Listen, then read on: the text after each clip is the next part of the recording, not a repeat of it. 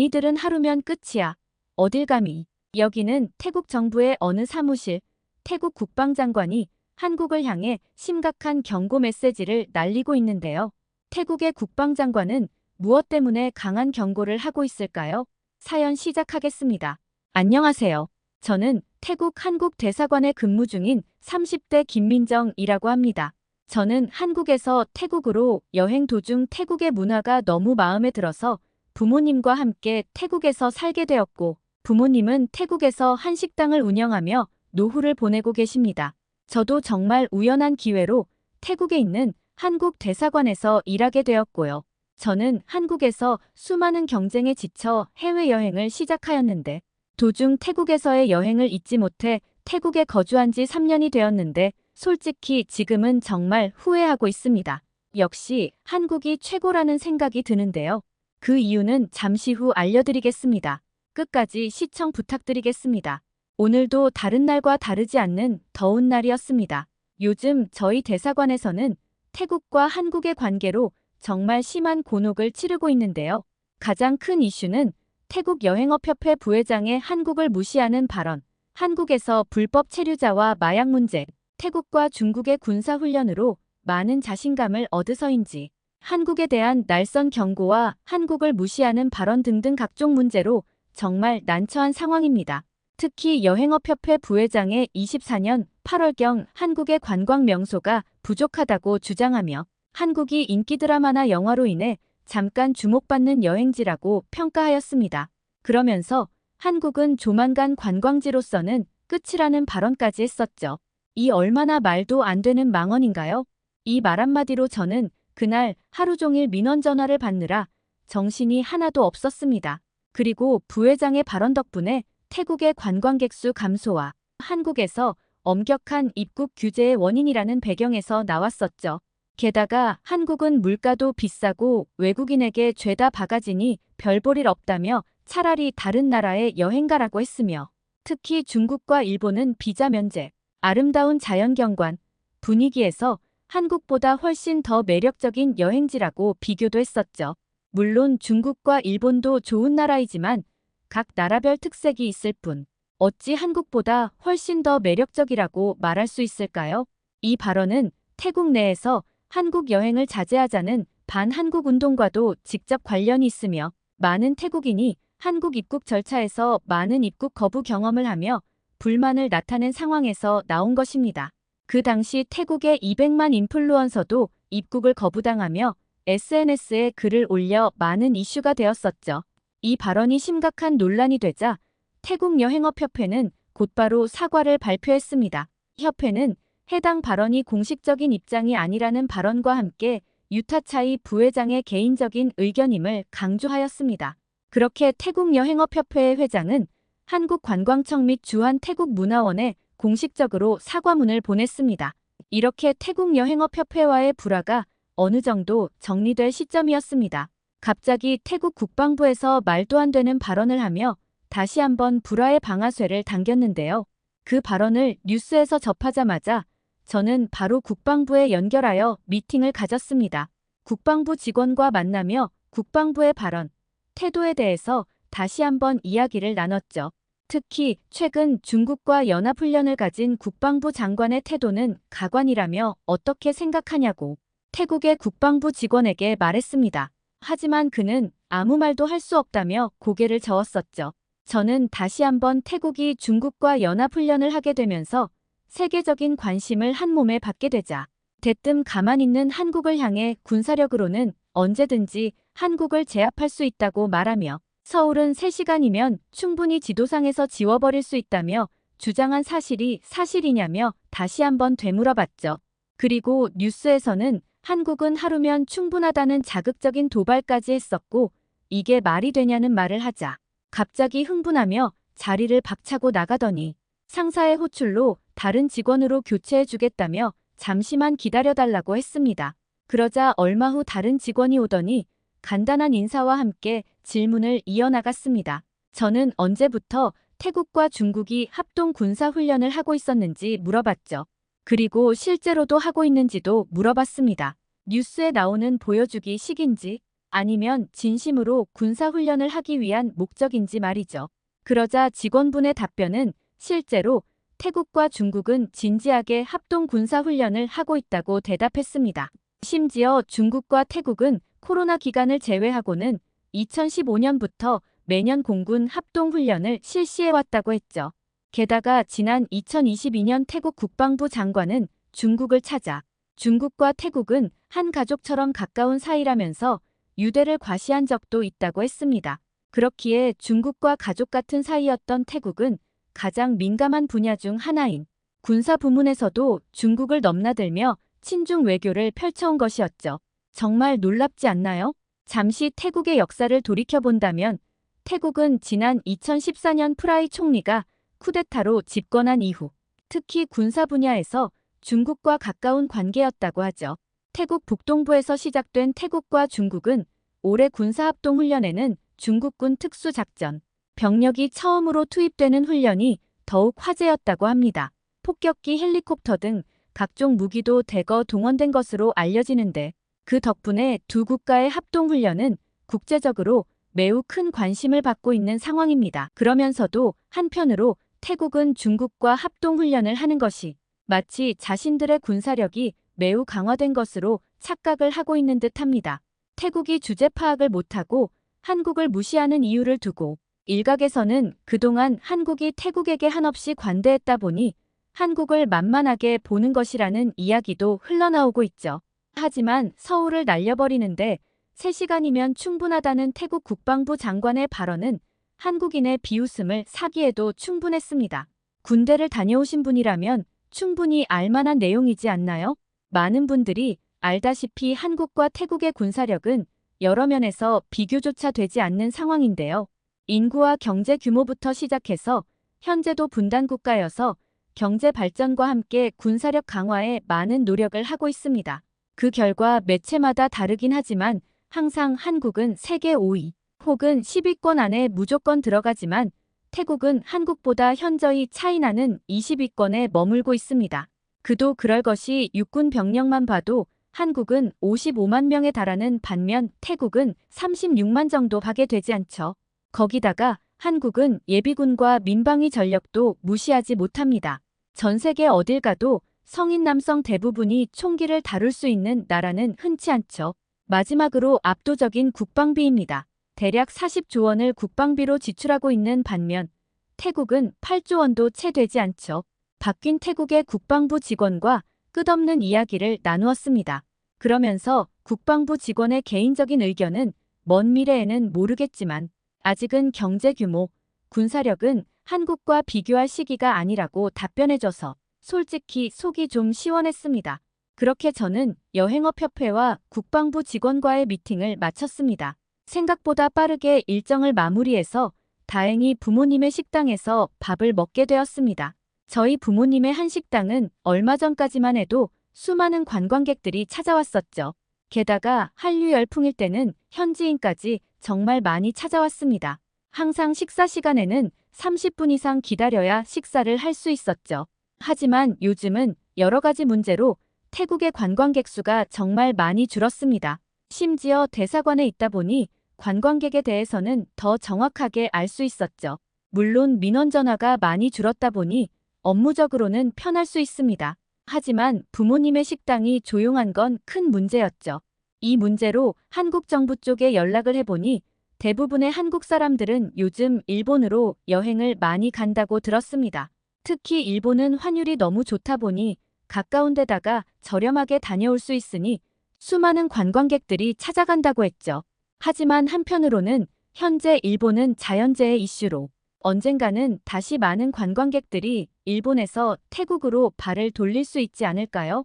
그리고 앞서 초반에 말씀드린 것처럼 제 이야기를 좀 더 하자면 저는 과거 한국에서 초등학교부터 시작해서 대학교 때까지 공부하며 입시전쟁을 치렀습니다. 수많은 친구들과 경쟁을 하며 서울대에 입학을 하게 되었고 외교관이 꿈이어서 정치외교학부에 입학했습니다. 거기서도 공부를 열심히 하여서 높은 점수로 졸업과 동시에 좀 더 넓은 세상을 보고 싶어서 학교 다니며 과외로 열심히 번 돈으로 세계 일주를 하게 되었죠. 정말 서울에서 수많은 고등학생을 가르치며 별의 별 대접을 받으며 세계 여행을 목표로 학교에서는 장학금을 놓치지 않았고 여행 자금을 마련하기 위해 많은 학생들을 가르쳤습니다. 열심히 한 덕분인지 많은 학생들을 목표로 하는 좋은 대학에 보내며 주변 학부모님들에게 소문이 났고 그 덕에 예정된 목표보다 더 빠른 시기에 세계 여행 자금인 4천만 원을 모으게 되었습니다. 세계 여행을 하며 정말 많은 경험을 하였습니다. 이탈리아에서 소매치기 당해서 좌절한 기억, 파리에서는 잠잘 곳이 없어서 길바닥에서 노숙한 기억, 스위스에서 배가 너무 고파서 좌절하던 도중, 우연히 한국인 여행객에게 도움을 받아 극적으로 다시 여행을 시작할 수 있게 된 기적 같은 경험. 정말 수많은 경험을 하며 잊지 못할 추억을 만들었었죠. 그 에피소드를 다 이야기하자면 하루 종일 이야기해도 부족할 듯 합니다. 하지만 궁금하시다면 좋아요와 댓글 반응을 보고 알려드리겠습니다. 듣는 것만으로도 세계 일주가 가능하며 신기하고 감동 가득한 사연이 많답니다. 어쨌든 저는 수많은 경험을 하다가 태국을 여행을 했었죠. 이 나라를 여행할 때는 정말 기대를 하지 않고 여행을 했습니다. 하지만 생각보다 사람들이 정말 친절했으며 나보다 더 힘든 사람이 위기에 처한 저를 보고 기꺼이 도와주는 모습을 보며 저는 태국 사람들을 다시 생각하게 되었으며 잊지 못할 감동을 전해주었죠. 소매치기 당하며 어떻게든 저의 모든 것을 가져가려는 유럽과는 다르게 외국인에게 관심 없었던 다른 나라와는 다르게 태국에서는 본인이 몸이 불편하고 힘들어도 남을 도와주는 것이었습니다. 그것도 자신의 나라 사람이 아닌 외국인인 저에게 말이죠. 심지어 여행의 막바지라 상태가 정말 좋지 못했거든요. 제대로 씻지도 못해 거짓골임에도 불구하고 제대로 밥을 못 챙겨 먹어 보였는지 자신이 먹으려고 샀던 카오팟이라는 닭고기 볶음밥을 저에게 주었습니다. 때마침 돈도 다 떨어졌고 숙소, 식당 가리지 않고 할 수 있는 일을 하면서 여행을 이어왔었죠. 정말 배고팠던 저는 저에게 카오팟을 준 태국인에게 감사함을 표시하며 생각보다 태국은 정말 좋은 나라라고 생각했습니다. 그 덕에 세계 여행을 잘 마치고 한국에 돌아왔죠. 하지만 자유롭게 살던 과거가 떠올라 도저히 한국에서 답답함을 이겨내지 못하고 부모님에게 해외에서 살겠다며 폭탄 선언을 하게 됩니다. 그러자 처음에는 엄청난 욕을 먹으며 절대 안 된다고 했지만 매일매일 부모님에게 말한 끝에 질리셨는지 일단 여행으로 2주일 정도 같이 가보자고 했습니다. 그렇게 저는 여태 다녀왔던 나라를 생각해보며 어느 나라에서 남은 인생을 살아볼지 고민을 했습니다. 우선은 일본이나 중국은 절대 안 됐습니다. 나라 이미지도 있고 안 그래도 부모님이 중국과 일본을 싫어했기에 특별한 일이 있지 않고서야 절대 안 된다고 생각했습니다. 그래서 그 두 나라는 제외했었죠. 유럽이나 미국 쪽은 물가와 치안 문제로 걱정이 많으셨죠.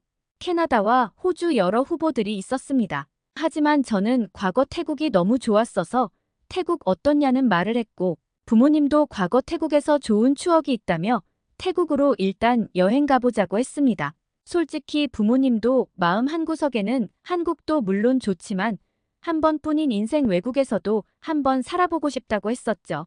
그 결과 한 달 후 저는 부모님과 태국으로 여행을 가게 되었습니다. 물론 앞으로 계속 거주할 수도 있으니 철저한 조사와 함께 태국에서 거주할 만한 곳을 둘러볼 각오로 여행을 준비했었죠. 그렇게 우리는 인천공항에서 태국의 국제공항인 수완나품 공항에 도착했습니다. 부모님은 생각보다 깔끔한 공항에 놀라셨고 덕분에 기분 좋게 태국 여행을 시작하게 되었습니다. 친절했던 공항 직원은 덤으로 말이죠. 한국보다 저렴한 물가 덕분에 생각보다 즐거운 여행이 되었습니다.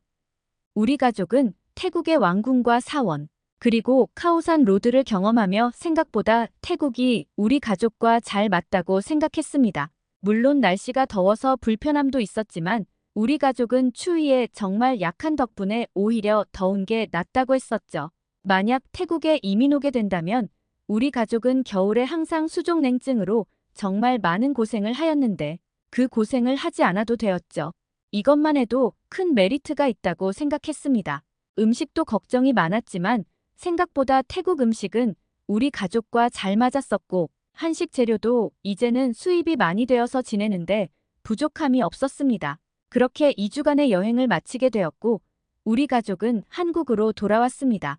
얼마간의 시간이 지남에도 부모님은 태국에서의 여행이 너무나 좋으셨는지 진지하게 태국에서 노후를 보내는 것도 생각하게 되었습니다. 그 결과 저는 어떻게 하면 이민을 갈 수 있는지 조사하게 되었죠.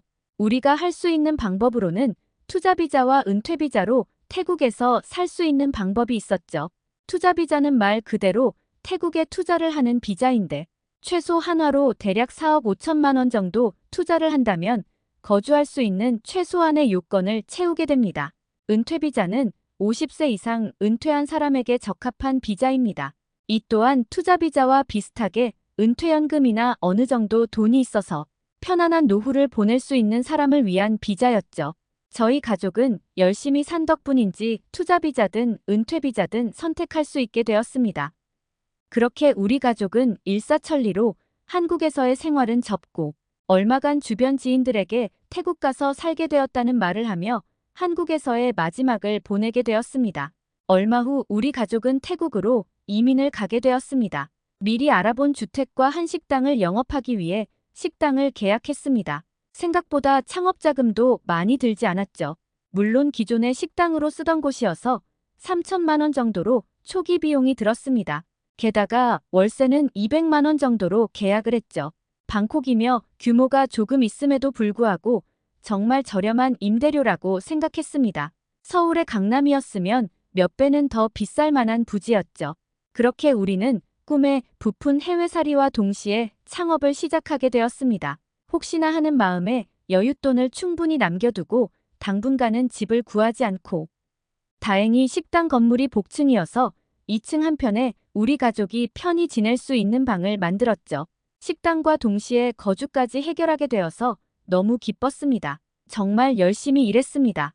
끊이지 않는 관광객과 때로는 신규 오픈을 한 덕분인지 태국 현지인들도 정말 많이 찾아왔죠.